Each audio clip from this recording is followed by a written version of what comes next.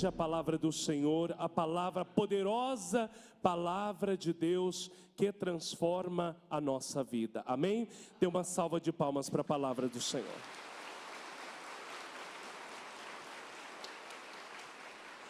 Pode sentar. Meus filhos, todo mundo acordado? Sim ou não? Muito bem. Meus filhos, o evangelho de hoje é o evangelho de São Mateus, capítulo 10, versículos de 1 a 7. Vejam, o texto que nós acabamos de ler nos fala sobre a eleição, o chamado dos 12 apóstolos. São Mateus não dá esse dado, mas São Lucas diz que antes de escolher estes apóstolos, Jesus subiu no monte, passou uma noite inteira de oração, e depois, quando desceu do monte, então ele chamou os 12 discípulos.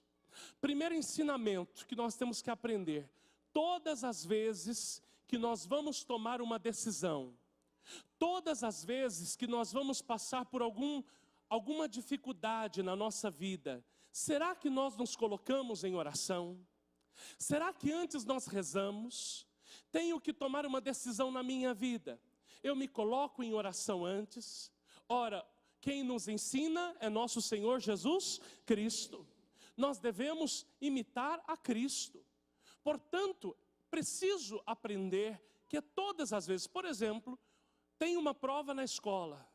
Preciso antes ter estudado, não é verdade? Preciso ter estudado, mas antes da prova me coloco em oração. Senhor Deus, me ilumina, me dê sabedoria para que eu tenha entendimento, sabedoria de tudo aquilo que eu estudei. Estou com um problema familiar, vou fazer uma reunião de família. Antes coloco isso diante de Deus, antes rezo, subo no monte. Agora tem esse pessoal que fala muito de subir no monte para orar. Vejam, o que é subir no monte? O monte é o lugar mais alto, é o lugar onde nós estamos mais perto de Deus. Agora preste atenção, uma vez que Jesus Cristo instituiu a Eucaristia, e Ele está presente na Eucaristia, e Ele é Deus, o monte para nós, sabe onde é? É ali no sacrário, ali é o monte, ali é o lugar onde Deus reina, ali é onde a gente tira sabedoria, ali é onde a gente escuta Deus. É o sacrário. Todas as vezes que for tomar uma decisão, se coloque diante do Senhor e escute o que Ele tem para falar para você. Olha para o teu irmão e diga assim: aprenda a escutar o Senhor em oração. Diga com mais força: aprenda a escutar o Senhor em oração. Amém? Muito bem. Agora, preste atenção. O Senhor chamou 12. Era o mesmo número das tribos de Israel, das tribos antigas.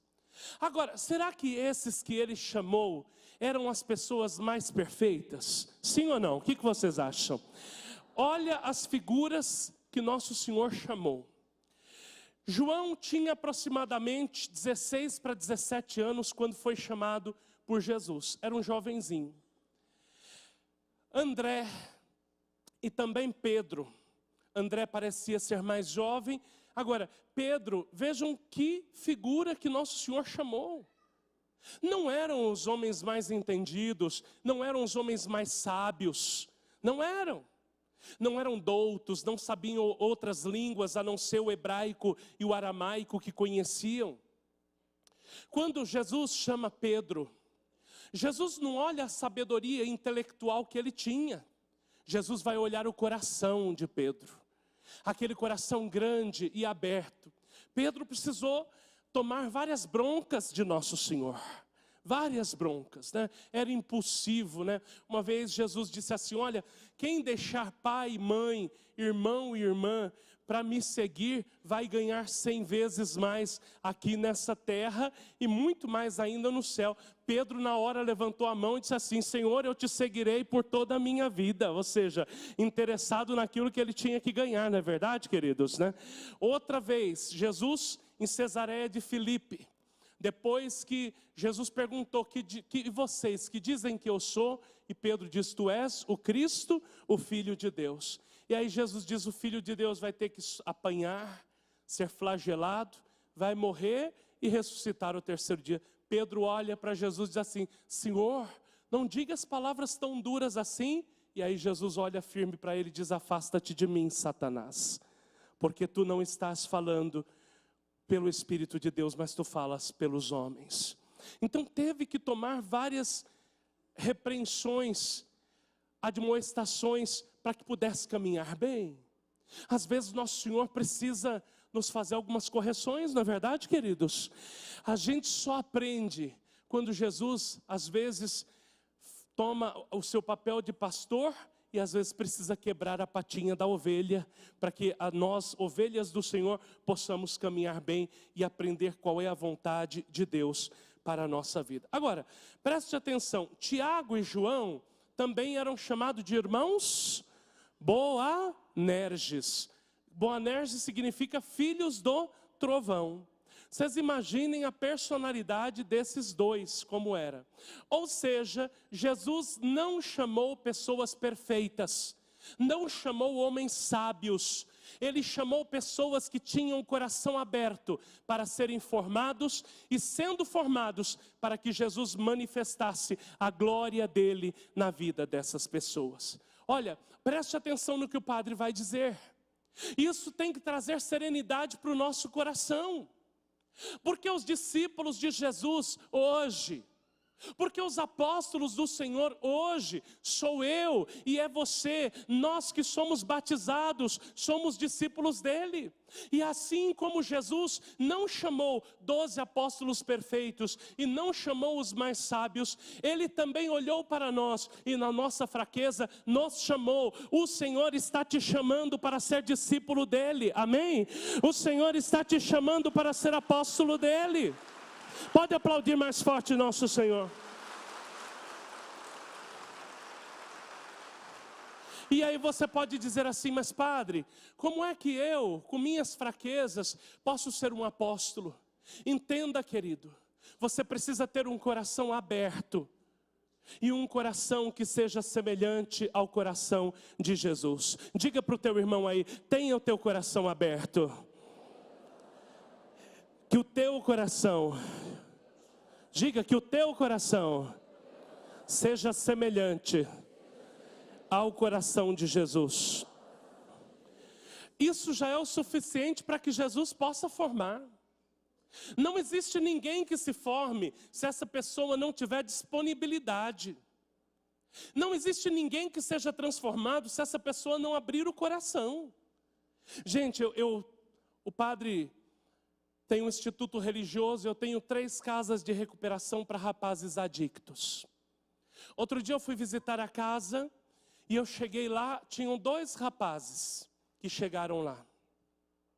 Um tinha sofrido um acidente de moto, estava com o pé inchado, imenso.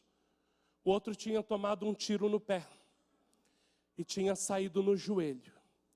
Os 2 estavam sem andar. E os outros irmãos da casa cuidando deles. Eu cheguei lá, cumprimentei eles, acho que eles estavam no primeiro ou segundo dia, não é, irmão José? Eles estavam lá, tinham chegado na nossa casa. E depois eu chamei o coordenador e disse assim, olha, preste muita atenção nos meninos. Porque eu notei que havia um certo orgulho dentro daquele coração.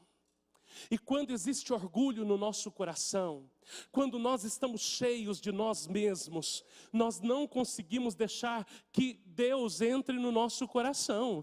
Quem está muito cheio de si, está totalmente vazio de Deus, amém, queridos? Né? Quem está cheio de si, pode aplaudir o Senhor, né? Quem está cheio de orgulho, está vazio de Deus. Então, vejam, quem é que Jesus procura? Você que veio aqui nessa noite, você até pode dizer, mas padre, eu sou cheio de pecado. Olha, o Senhor não olha isso. O Senhor quer você do jeito que você está. Mas existe uma coisa que Jesus quer. Aquilo que ele fez com Pedro, quando ele olhou para o coração de Pedro, ele conhecia as fraquezas de Pedro. Mas ele queria aquele coração que era grande e que estava aberto para ser formado. O Senhor quer te formar, e para isso é necessário que você abra o teu coração.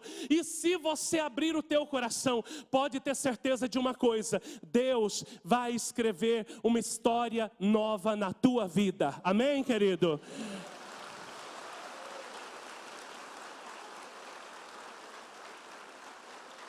Para Jesus fazer a obra não precisa de muita coisa. Para Jesus fazer a obra só é necessário um coração que esteja aberto e disponível para Ele. Quando a gente disponibiliza o coração, Ele vem e Ele transforma.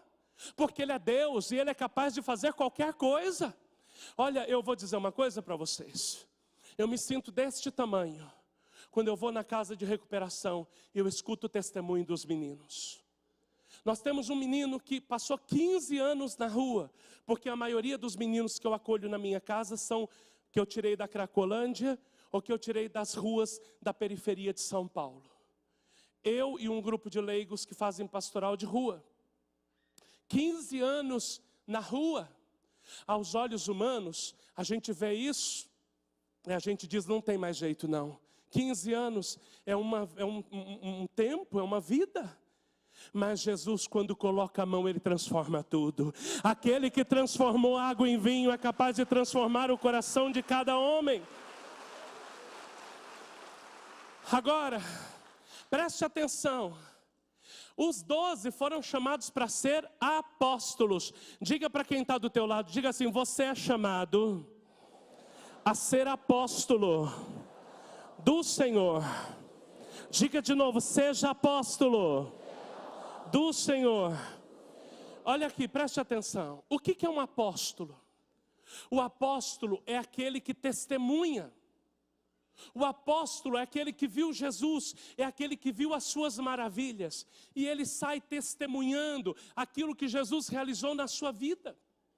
E nosso Senhor vai dar algumas orientações para esses apóstolos. Diz assim: quando vocês saírem em missão, expulsem os demônios. Eu lhes dou autoridade para expulsar os demônios. E depois ele vai dizer assim: e onde estiver o enfermo, vocês orem e a cura vai acontecer na vida dessas pessoas. Amém, queridos? Você crê nisso? Então aplaude fortemente o Senhor.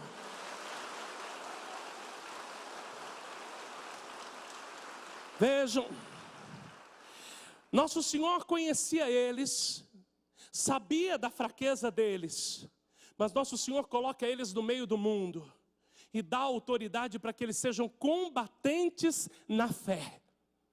Olha o nome que o padre está usando: combatentes na fé. Diga assim: eu preciso ser um soldado do Senhor. Olha, eu vou dizer uma coisa: passou o tempo e na igreja a gente não aprendeu que a gente precisa orar. A gente não aprendeu que a nossa oração transforma todas as coisas.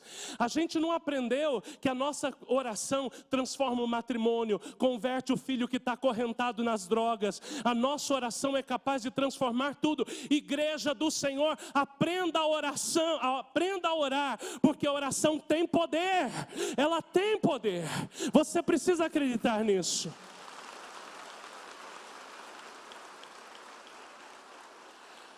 Veja, existe uma batalha espiritual, e eu estou pregando isso, eu vou fazer 9 anos de padre, dia 13 de dezembro. Eu me lembro uma primeira pregação que eu fiz para um grupo de famílias, quando eu ainda era diácono, isso em 2008. E eu dizia nessa pregação o seguinte: há uma grande batalha espiritual. Efésios capítulo 6, versículo 12, quando fala da armadura do cristão, você depois pode pegar esse texto e ler na sua casa. Ele vai nos dizer: porque nós não lutamos contra homens de carne ou sangue, mas contra principados e potestades e contra os espíritos do mal que estão espalhados pelos ares. Eu nunca vi uma batalha tão grande sobre uma instituição chamada família. A maior luta que eu tenho visto nesses 9 anos é uma luta do maligno com relação à tua família. Ele tem combatido, ele tem guerreado. Sabe por quê? Todo problema que eu vejo, gente, Sabe quantas pessoas eu tenho interno hoje na minha casa de recuperação? 42 pessoas. Quando eu comecei a casa de recuperação, eu queria ter 10. Hoje eu tenho 42. A gente não dá conta. E eu pergunto para Deus, eu fui na Cracolândia já, e quando eu cheguei na Cracolândia, celebrava missa toda quinta-feira lá, eu olhava para aquele lugar e eu ficava perguntando, meu Deus, o que é que acontece aqui? Eu vi a maior miséria humana da minha vida naquele lugar. Da minha vida, vocês não têm noção do que é aquilo. Eu vi homens que passavam 7 dias acocorados no canto de uma parede, sem se levantar para defecar ou urinar, somente com um cachimbo na mão. Fumando aquele crack dia e noite, dia e noite. Meninos de 7 anos, de 12 anos, de 14 anos, que viviam na mesma situação. Meninos de 3 anos, filhos daquelas pessoas que ficavam lá na rua. Às vezes nem a comida atraía eles. E eu me perguntava, Senhor, por quê? Por que está acontecendo isso? Onde é que alguma coisa está acontecendo para esse malefício todo acontecer? Sabe onde é que está o problema? Está dentro das nossas famílias. O maligno tem atingido as nossas casas. Sabe por que você está aqui? Porque o Senhor está te levantando para rezar pela tua casa. Amém, querido?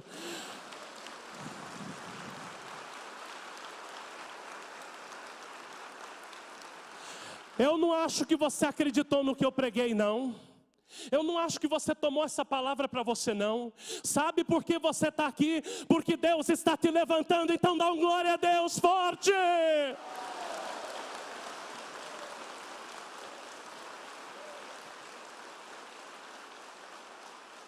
Eu sou filho de alcoólatra. Eu sei o que o vício faz dentro de uma casa. A minha família quase se perdeu, mas quando eu ainda era jovem, assim como Deus chamou João com 17 anos, o Senhor colocou a vocação no meu coração e me levantou, e eu tenho certeza que me levantou para salvar a minha família.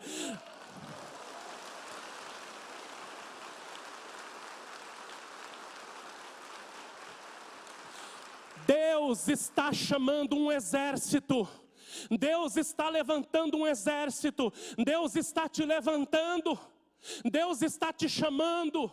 Deus está tocando o teu coração para que você se levante e você determine que a tua casa não vai se perder, mas a tua casa vai ser casa de oração.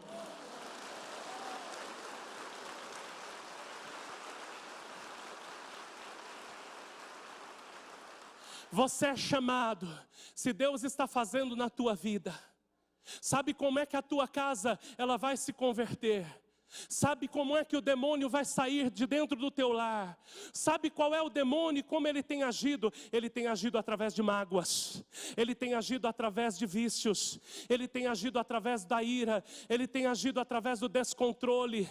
Ele tem agido pela falta de equilíbrio dentro da nossa casa. E sabe como é que nós vamos expulsar ele? Através do amor, através do perdão e através da oração. Se você colocar o teu joelho no chão, você vai se ajoelhar e você vai levantar a tua casa e colocar aos pés de Jesus.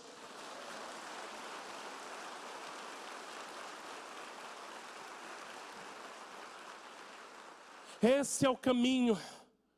Você precisa viver o evangelho. A gente não vai converter ninguém por moralismo. A gente não vai converter ninguém por briga. Não vai. Mas a gente vai converter as pessoas por uma vida sólida e vivida no evangelho e na palavra todo dia. Eu vejo, desculpem o que eu vou falar, mas eu vejo as pessoas que viveram em grupo de oração se perdendo porque não vivem mais a palavra. Esses dias eu estava lendo o livro de Provérbios e eu via quanta sabedoria tem contido ali. A gente precisa ler a palavra e deixar essa palavra cair no coração. Hoje a gente faz muito alvoroço, mas a gente está vivendo pouco a palavra. Viva a palavra e coloque o teu joelho no chão. Ontem nós tivemos uma missa. Toda terça-feira celebro na minha paróquia. Peço a Deus por cura e por libertação. Era impressionante as coisas que Deus estava fazendo ali. Com muita simplicidade. Não Deus, porque eu não sou ninguém. Eu vejo a maior graça da minha vida, gente. Eu fui chamado para ser um apóstolo do Senhor, sacerdote. Quando eu fui revestido de padre, quando o bispo ungiu minhas mãos e minha mãe beijou minhas mãos e eu abençoei ela pela primeira vez, eu chorei como uma criança. Cada aniversário sacerdotal meu, eu paro um instante, fico rezando antes da missa, com um crucifixo na minha frente, vou me revestindo com as vestes sacerdotais, e quando eu coloco a casula, todas as vezes tem um significado tão forte, porque a casula significa o jugo suave de nosso Senhor Jesus Cristo, que nós carregamos nos nossos ombros.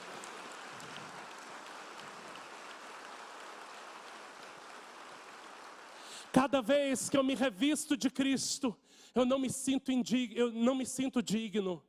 Na verdade, sou um indigno, mas eu vejo as maravilhas de Deus, que resolve chamar um homem imperfeito como eu, imperfeito como Pedro, e levanta esses homens na igreja, para que esses homens como eu, sejam canal de salvação para o meio da sua amada igreja. Deus está te levantando, amém? Deus está te levantando, Deus está te levantando, Deus está te levantando. Eu quero que você volte para a tua casa hoje, sabendo que você é um instrumento de cura e libertação para a tua família. Sabendo, se você orar, se você clamar, o mover de Deus e o agir de Deus vai acontecer na tua casa. Tenha certeza disso, tenha certeza disso. Hoje eu tenho visto obras maravilhosas. Lá na paróquia vão médicos, vão psicólogos, vão pessoas dotadas de todas as ciências, vão para render glórias a Deus, porque admitem que o que Jesus faz é maior que qualquer médico ou psicólogo possa fazer na face da terra.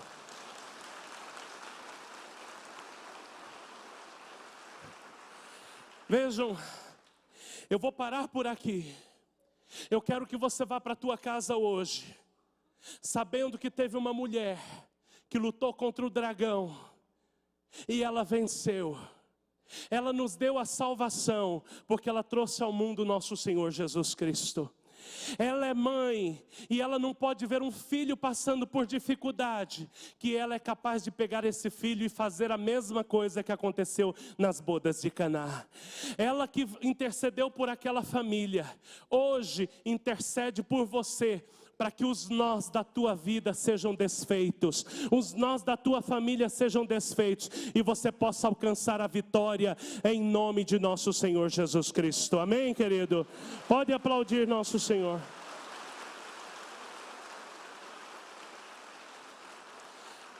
Agora, preste atenção numa coisa, concretamente, onde é que você precisa lutar?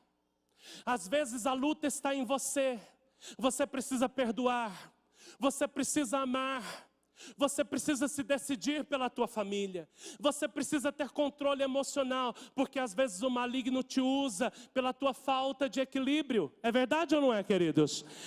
Onde é que Deus precisa tocar? Nessa Eucaristia eu quero que você coloque diante de Deus, amém?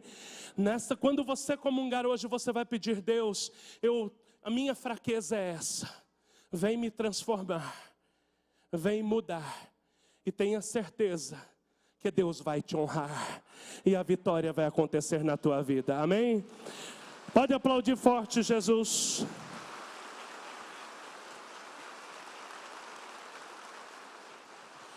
Louvado seja nosso Senhor Jesus Cristo. Força, louvado seja nosso